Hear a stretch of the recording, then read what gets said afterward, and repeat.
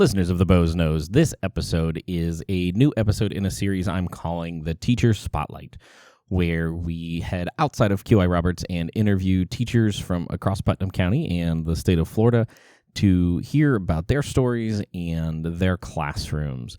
So I hope you enjoy and look forward to more of these in the coming months.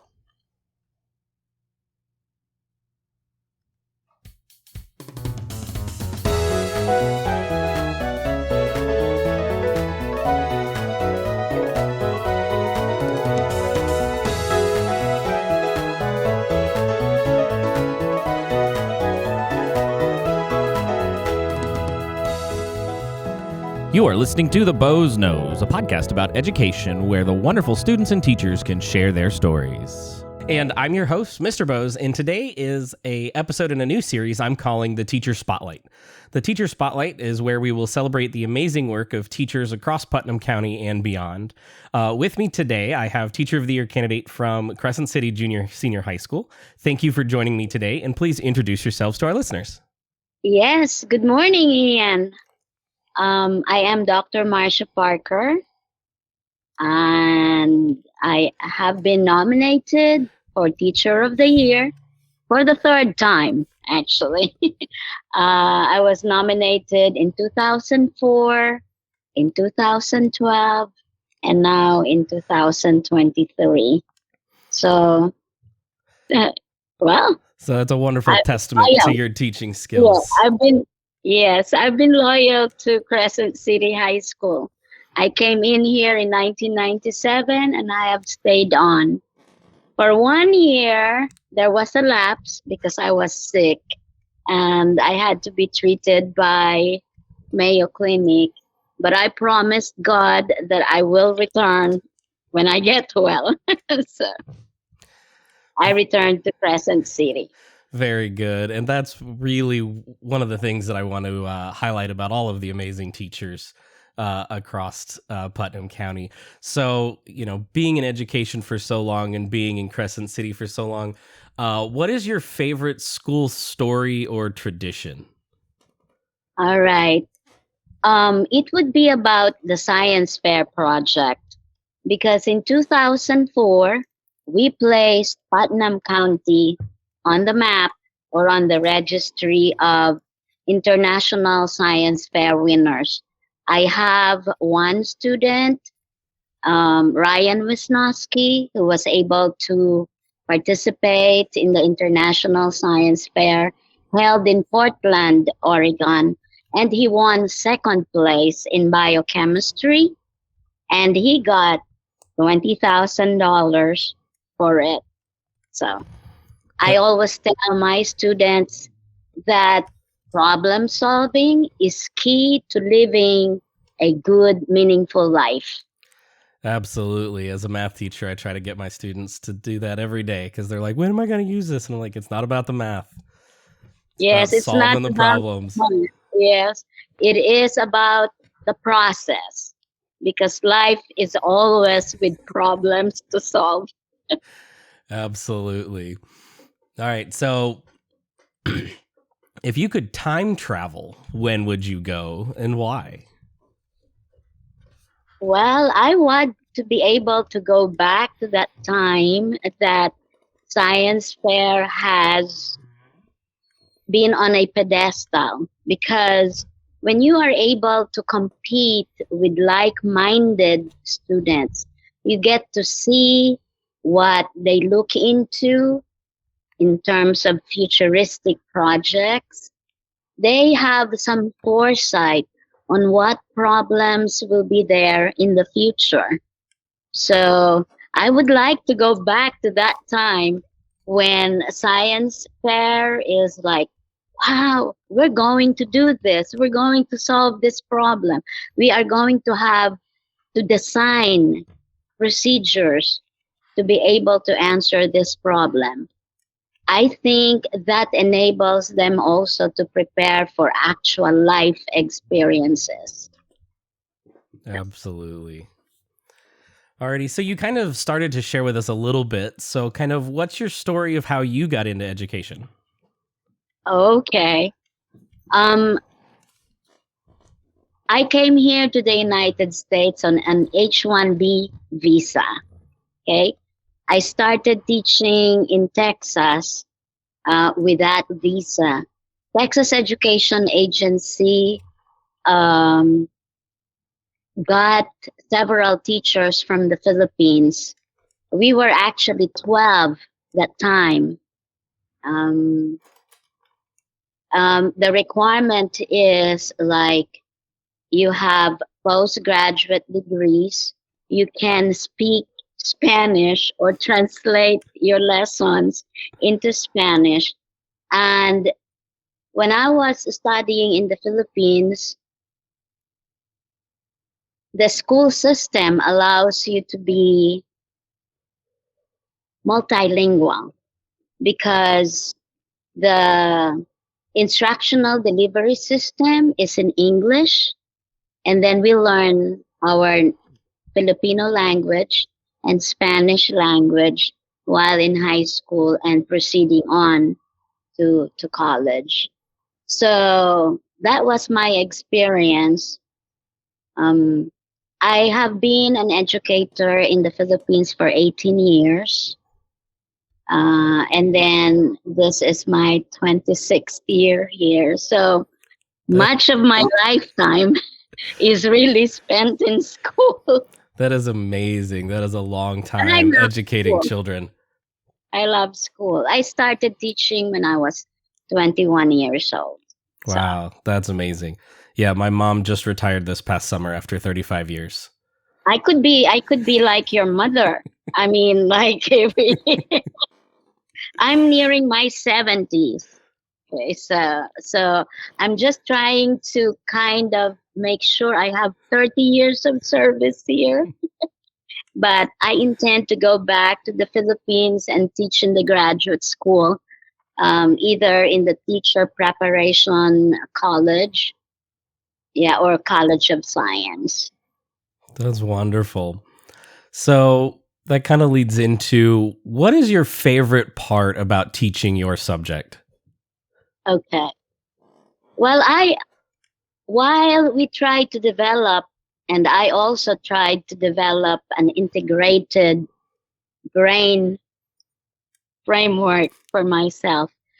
I like hands-on. I learn by experience. So I I love having hands-on experiments with my students. At the same time, uh, I still pursue a science fair project competition, even just in my classroom. I am research oriented because I taught research techniques in the Philippines, but I also had a science fellowship here in the United States. I was with the ACTS program of the Department of Energy. So I worked 3 summers as a science fellow at the Pacific Northwest National Labs at Washington State, and I was able to get equipment for Crescent City from performing research in that particular organization and during that science fellowship. I carry that on until this year, okay, because I always write proposals, research proposals, particularly with St. John's River Water District Management.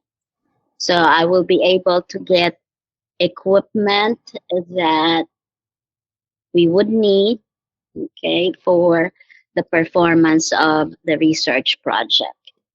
And we give that to the school. That's So, great. yeah, And getting that research component for our students, that ability that desire to know things just to know things is so important. yes, yes. Because, like, if they are going to proceed or to post secondary education, they may have career programs that will require them to write thesis. Yeah. So I have been telling them, you know what? Your thesis is simply an upgraded form of of the science fair project.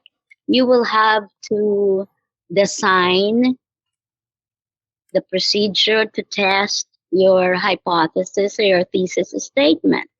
So that's part of how you acquire essential information, okay, to answer the thesis question or problem question you have. Yeah, absolutely.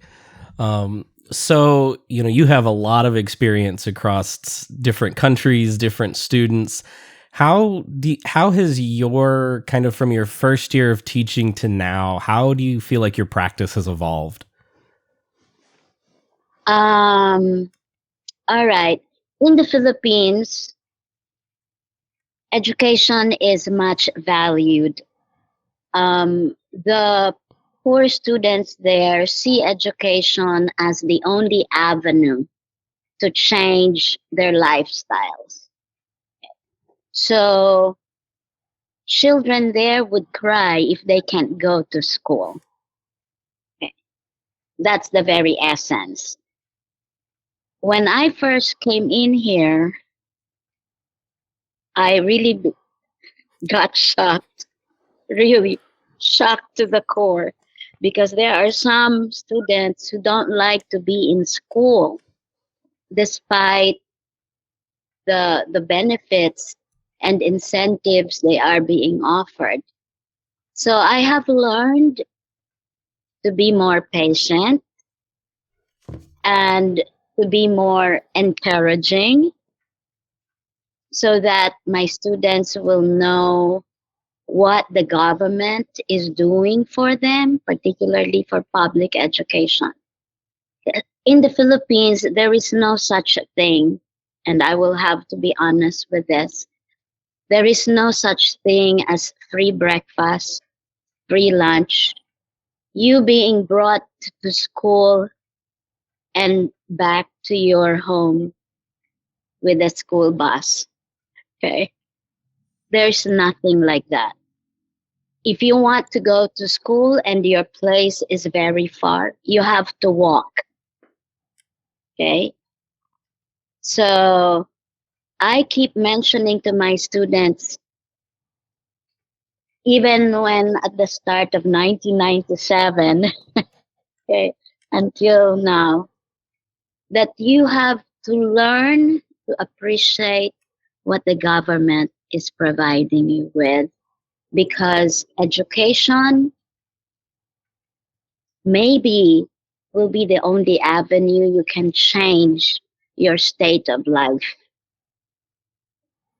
And when I went to California and met this friend who was the head of Stork Laboratories, there were 200 applicants for one position.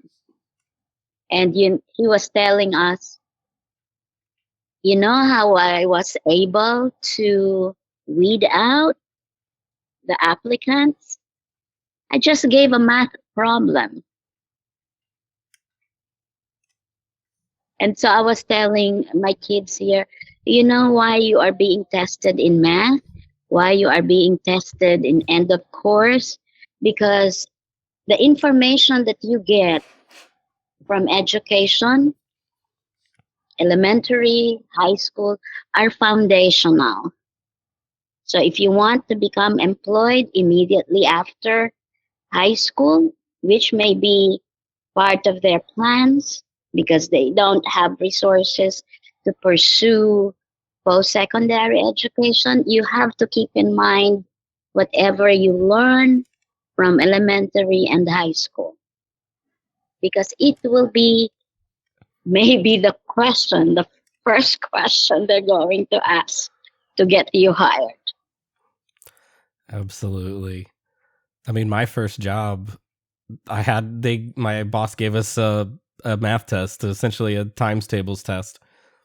Yeah. Because he wanted to make sure if the computers went down, we could still calculate calculate the And I orders. had that experience in one of the stores when the when the computer was done, the sales clerk cannot give me the change anymore.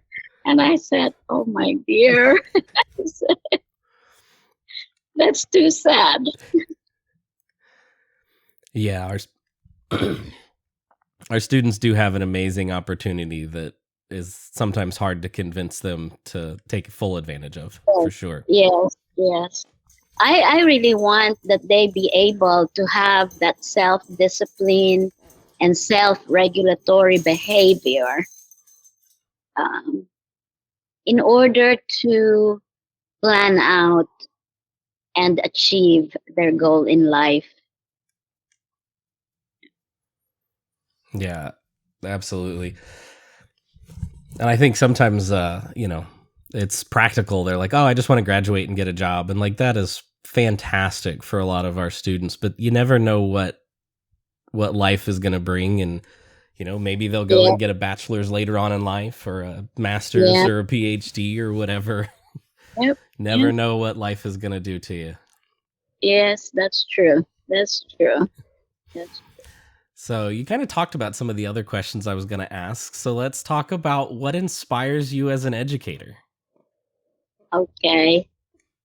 Being an educator for half of my lifetime, um, I always have looked at educators that take the profession as a very noble profession. And I endeavored to stay in this profession because of its transformative impact. I understand that sometimes children are born into families um, that are poor or sometimes chaotic or sometimes broken. But education, if they really get the benefits from it, can turn themselves around 360 degrees. Because when you are able to get the correct discipline, the true values and virtues that will promote the meaning of life to you, for you to face challenges in it, then whatever was your situation before can be changed. You would like to grow with self efficacy and, I guess, reach the purpose for your life. Okay. So for me, education has a transformative impact. Always, always.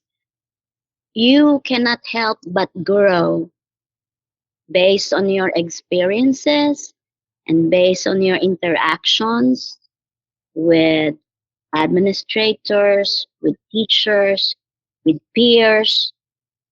So education happens everywhere, actually. Formal education is really good because someone may be there to encourage you along the way. But as I've said, education is all around. It's all around. That's It beautiful. will make you change. It will make you change. Yeah, absolutely. Um, well, that kind of talked about my next question too. So as someone who's been in education as long as you have and have seen students come and go, what advice would you give a first year teacher or a student who wants to go into education? I would tell that it requires commitment. It it requires your heart, your mind, your spirit, and of course, time. Commitment will mean more of your time. A teacher's work does not begin or end just in the classroom. You may have to bring things at home, which I normally do, but it also requires that patience. The temperance is important. You have to look at each child as a unique creation. And let me just say here, the individualities are important to be considered. You have to look at each child as intelligent in multiple ways.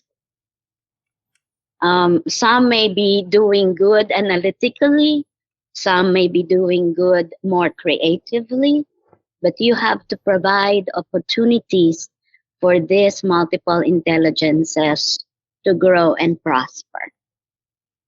You have to create those opportunities so that they will find in themselves their kind of uniqueness and progress into being, with integrated multiple intelligences.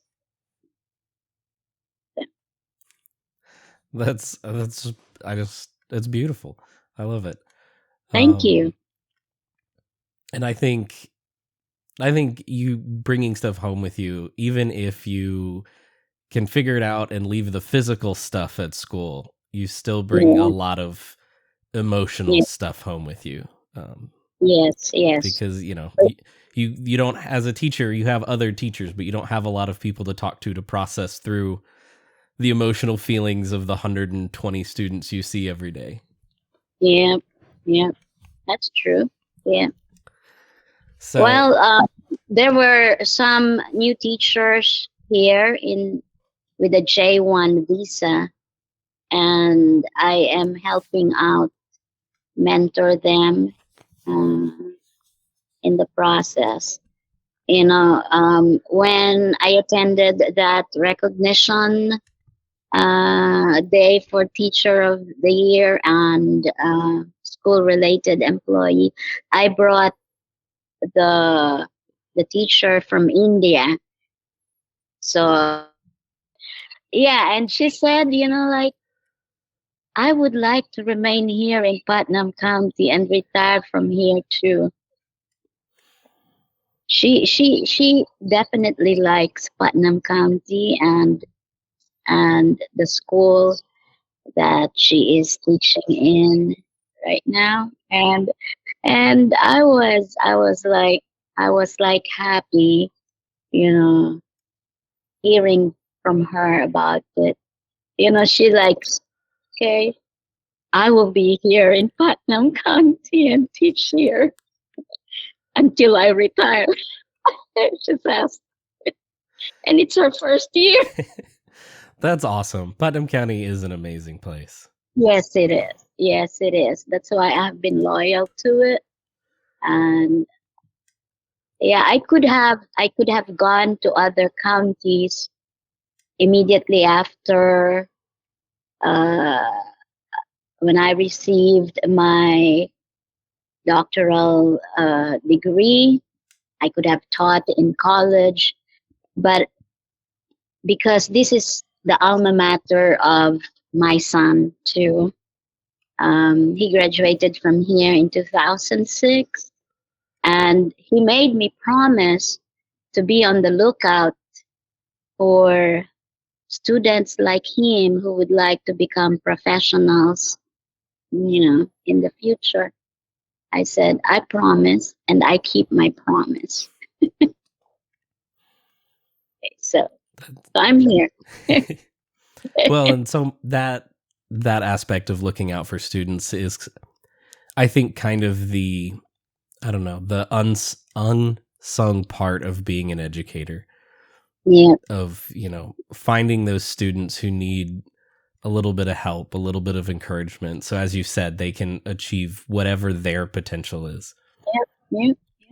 I have had several medical doctors already, pharmacists, nurses, and they come back and they say thank you. And the tangible reward. The word thank you means more to me than anything else. And when they say, without you, I could have not been this or that, I feel good about it. And I said, that's my accountability. When I go, I will say to God, oh, I hope you heard that. Yeah, absolutely. I haven't been teaching long enough to have many students graduate and get jobs after post-secondary yet. But I have had a lot of my students send me emails going, "Hey, I Yeah. just got an A in my calculus class," or Oh, yep, "My yep. math class was easy." And actually, here at Crescent City, many of the teachers here and other employees were previous students. So when I tell the kids, oh, your teacher in travel and tourism was my previous student, your media specialist was my previous student, your welding instructor was my previous student. So everywhere you look, they have been under. And for some among you, your parents have been my students. So I'm a generational teacher already in the process. Wow, that's amazing. So, And oh, go ahead. yeah. Oh, there was even this one parent I met during open house, and he was my previous student too. And then he was uh, telling me, please wait for this one here. And he pointed to a 2-year-old son. I said, how do you think how old I am? I may not be able to wait for that 2-year-old. I said, like, No, but that okay. speaks to the confidence that they have in you for sure. Oh, yes. It made me very, very joyful, but thinking about also myself. Right. Yeah, Yeah. but it's good. It's good. It's good. Awesome. So I don't want to take up too much of your planning time, but I do have one last question for you. So Okay. if you had a magic wand and you could change or fix one thing about education, what would it be? Well, we are bounded by certain legislation, right?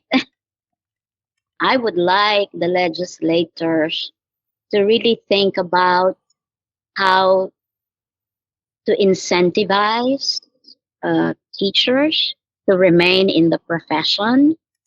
At the same time, gather more insights from teachers because, like soldiers, we are in the forefront.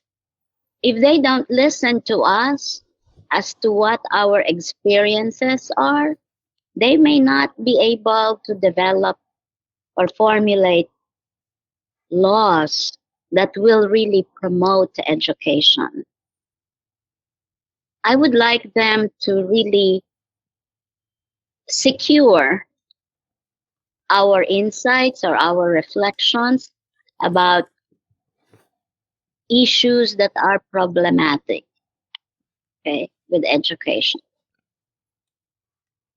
like testing schedules or the weight of the test, and how it affects the school grade. Absolutely. That ultimate school grade, right? Yes, All righty. because Oh, go I've ahead. said always there is progress, but it may not be equivalent to a numerical value or to a data. Anyway, that's my piece. Well, I think that is a feeling held by many an educator Yeah. across many states, not just And that's it. here in Florida for sure. But is there anything else you'd like to share? Well, we also need to promote to students pursuing education. Being an educator is not to be the last in the line. Yes, maybe our salaries are not commensurate to like what engineers would get, but we train the engineers, you see. I was telling my son when he first graduated from NC State and he was offered like 80,000 initial salary after finishing bachelor's degree, which I haven't received with all the degrees I have. We have to really make becoming an educator a very attractive one. A very attractive one. I don't like that adage that says those who cannot do anything else teach. That's far from the truth. Teaching is work. It is hard work. Yes, it is. And it requires tenacity. It requires tenacity. So we need to promote